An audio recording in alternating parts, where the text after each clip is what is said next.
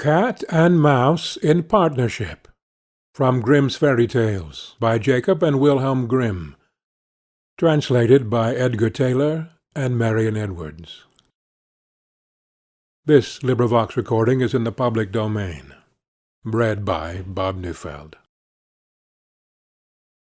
A certain cat had made the acquaintance of a mouse, and had said so much to her about the great love and friendship she felt for her, that at length the mouse agreed that they should live and keep house together. "But we must make a provision for winter, or else we shall suffer from hunger," said the cat, "and you, little mouse, cannot venture everywhere, or you will be caught in a trap some day." The good advice was followed, and a pot of fat was bought, but they did not know where to put it.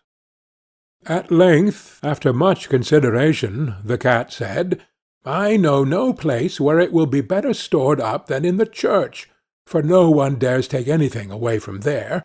We will set it beneath the altar, and not touch it until we are really in need of it."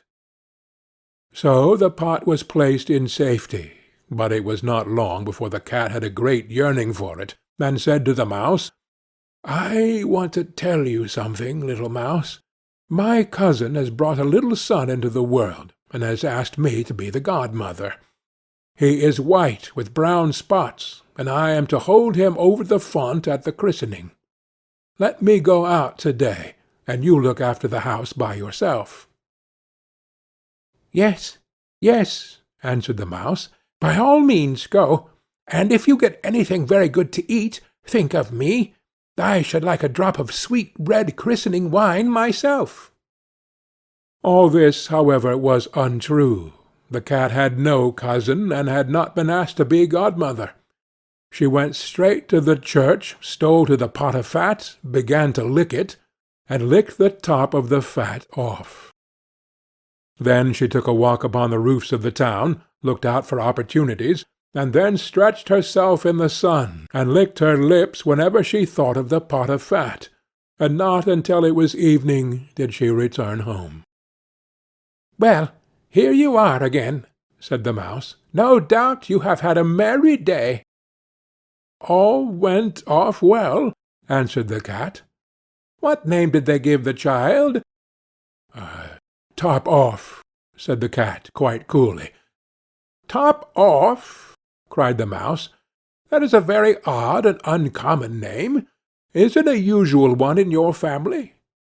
"What does it matter?" said the cat. "It is no worse than Crumb-stealer, as your godchildren are called." Before long the cat was seized by another fit of yearning. She said to the mouse, "You must do me a favour, and once more manage the house for a day alone. I am again asked to be a godmother, and as the child has a right ring round its neck, I cannot refuse." The good mouse consented, but the cat crept behind the town walls to the church, and devoured half the pot of fat. "Nothing ever seems as good as what one keeps to oneself," said she, and was quite satisfied with her day's work. When she went home, the mouse inquired, "And what was the child christened?"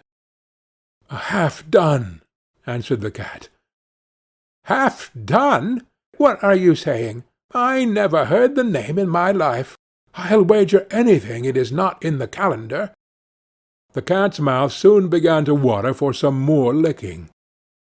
"All good things go in threes," said she. "I am asked to stand godmother again. The child is quite black, only it has white paws, but with that exception it has not a single white hair on its whole body.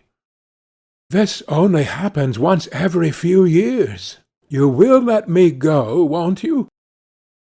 "Top off, half done," answered the mouse. "They are such odd names, they make me very thoughtful." "You sit at home," said the cat, "in your dark grey fur coat and long tail, and are filled with fancies. That's because you do not go out in the daytime." During the cat's absence the mouse cleaned the house and put it in order, but the greedy cat entirely emptied the pot of fat. When everything is eaten up, one has some peace, she said to herself, and well filled and fat she did not return home till night. The mouse at once asked what name had been given to the third child. "It will not please you more than the others," said the cat. "He is called All Gone." "All Gone?" cried the mouse. "That is the most suspicious name of all. I have never seen it in print. All Gone! What can that mean?" And she shook her head, curled herself up, and lay down to sleep. From this time forth no one invited the cat to be godmother, but when the winter had come, and there was no longer anything to be found outside, the mouse thought of their provision, and said, "Come, cat, we will go to our pot of fat which we have stored up for ourselves. We shall enjoy that." "Yes," answered the cat, "you will enjoy it as much as you would enjoy sticking that dainty tongue of yours out of the window." They set out on their way, but when they arrived the pot of fat certainly was still in its place, but it was empty. "Alas!" said the mouse, "now I see what has happened. Now it comes to light. You are a true friend. You have devoured all when you were standing godmother. First top off, then half done, then—" "Will you hold your tongue?" cried the cat. "One word more, and I will eat you too." All Gone was already on the poor mouse's lips. Scarcely had she spoken it before the cat sprang on her, seized her, and swallowed her down. Verily, that is the way of the world. End of Cat and Mouse in Partnership,